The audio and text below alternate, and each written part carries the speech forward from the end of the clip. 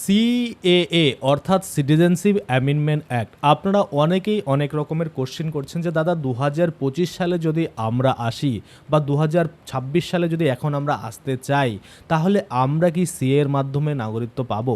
তো আমি আপনাদের অনেক দিন আগে থেকেই ভিডিও বানিয়ে বলছি যে সরাসরি উত্তর যদি দেওয়া হয় সেটা হচ্ছে না। কেননা এই সিএ আইনে কিন্তু পরিষ্কার করে একটা সময়সীমা বেঁধে দেওয়া হয়েছে। তো আজকে আমরা ডিটেলসে জানবো সিএএ আইনে কারা পড়ছে বা কারা এই সিএ আইনের মাধ্যমে ভারতীয় নাগরিকত্ব পাবে, কারা মনে করুন ছাড় পাবে এবং কারা মনে করুন এই 2026 সালে এলেও ভারতীয় নাগরিকত্বের জন্য আবেদন করতে পারবে। সমস্ত কিছু 3টা প্রসেস আমি আপনাদের ক্লিয়ারভাবে বলবো। অবশ্যই ভিডিওটা প্রথম থেকে শেষ পর্যন্ত দেখবেন, তাহলেই আপনি বুঝতে পারবেন যে এই সিএএ আইনে কি বলা হয়েছে এবং 3টা ধাপের মধ্যে আপনি কোন ধাপে পড়েছেন, কোনটা থেকে আপনি বুঝবেন যে আপনি সিএ এর মাধ্যমে নাগরিকত্ব পাবেন কি না, বা কোনটা থাকলে আপনি বুঝবেন যে আপনি কিভাবে কি করতে পারেন, তাই না?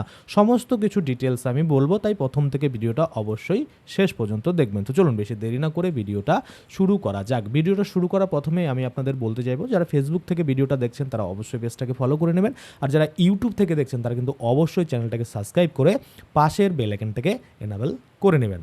তাহলে সিএ আইনে কি বলা হয়েছে? সিএএ আইনে বলা হয়েছে যে 2014 সালের 31শে ডিসেম্বরের মধ্যে যদি কোনো বাংলাদেশি, পাকিস্তানি, আফগানিস্তানি ধর্মীয় উৎপীড়নের কারণে ভারতে চলে আসে এবং ভারতে আশ্রয় নেয়, তাহলে তারা কিন্তু এই আইনের আওতায় ভারতীয় নাগরিকত্বের জন্য আবেদন করতে পারবে।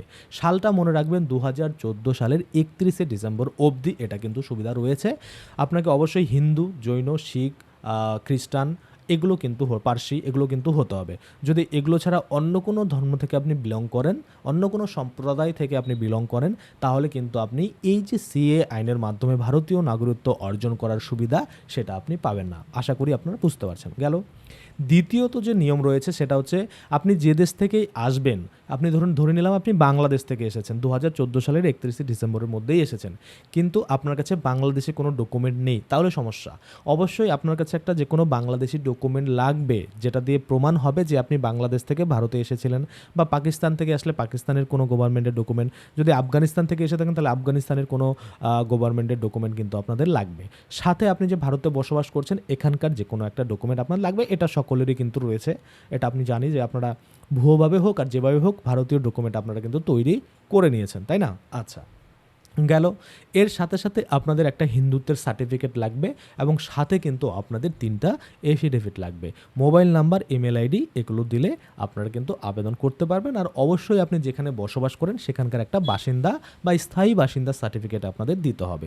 এই হলো টোটাল সিএ এর আন্ডারে যারা পড়ছে। আবেদন করার পরে আস্তে আস্তে আপনাদের ভেরিফিকেশনে ডাক পড়বে। ভেরিফিকেশন সম্পূর্ণ হলে আপনাকে কিন্তু সিএ সার্টিফিকেট বা নাগরিকত্বের সার্টিফিকেট প্রদান করা হবে। হলো? আচ্ছা, এবার চলে আসি 2014 সালের 31শে ডিসেম্বরের মধ্যে যারা প্রবেশ করেনি ভারতে।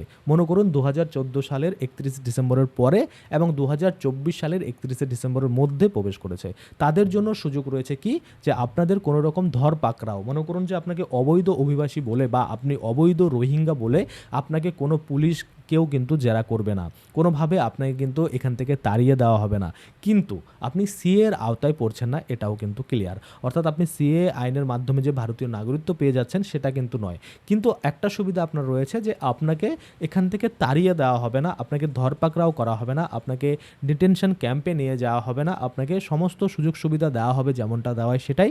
শুধুমাত্র নাগরিকত্ব বর্তমানে আপনি পাচ্ছেন না, পরবর্তীতে দেওয়া হবে কিনা সেটা নিয়ে যখন আপডেট আসবে আমি আপনাদের অবশ্যই জানাবো। হলো? তাহলে এবার আপনারা অনেকেই বলবেন যে দাদা তাহলে 2024 সালের 31শে ডিসেম্বরের পরে এখনও অবধি 2026 সাল বা যারা 2027-এও আসবে তাদের ভারতীয় নাগরিকত্ব পাওয়ার কী উপায় রয়েছে? দেখুন, আপনাদের জন্য উপায় একটাই রয়েছে, সেটা হচ্ছে এলটিভি ভিসা। অনেকেই বলেন যে দাদা আমরা তো ভিসা করে এসেছিলাম, আসার পরে এখানে আমাদের ভিসা এক্সপায়ার হয়ে গেছে, তাহলে আপনি কিন্তু এই সুবিধা পাবেন না। শুধুমাত্র তারাই এই সুবিধা পাবে যারা বাংলাদেশ থেকে, আফগানিস্তান থেকে, পাকিস্তান থেকে এসেছে বৈধ ভ্যালিড ভিসা করে। বৈধ ভ্যালিড ভিসা যদি আপনার কাছে থাকে, সেটা শেষ হওয়ার আগেই আপনাকে কিন্তু এলটিভি ভিসার জন্য আবেদন করতে হবে, এবং এলটিভি ভিসা আবেদন করার পরে আপনি কিন্তু অবশ্যই আপনার যে মানে ভারতে থাকার পারমিশন সেটা কিন্তু আপনি পেয়ে যাবেন। এবার এখানে অনেকেই বলে যে দাদা এই এলটিভি ভিসা তো পাওয়া খুব কঠিন, একজন ভারতীয়কে গ্যারান্টার হতে হয়, হ্যান ত্যান আর এটা অনেক কিছু। দেখুন, কোনো কিছুই সহজ নয়, আবার কোনো কিছুই কঠিন নয়।